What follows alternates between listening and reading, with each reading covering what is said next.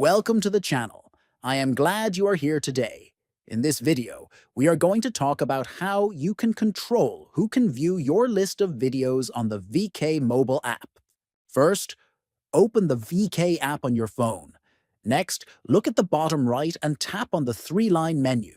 Then, at the top right corner, tap on the three dots to open more options. From the menu that appears, tap on Settings. Now, tap on Privacy to access your account's privacy controls. Scroll down until you find the option called Who can view my list of videos? Once you tap on it, you will see several choices including All Users, Friends of Friends, All Friends, Only Me, or Certain Friends.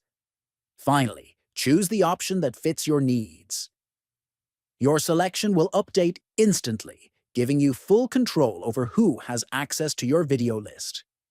If you found this video useful, please subscribe to the channel, like the video, and share it with others. Thanks for watching, and see you in the next one.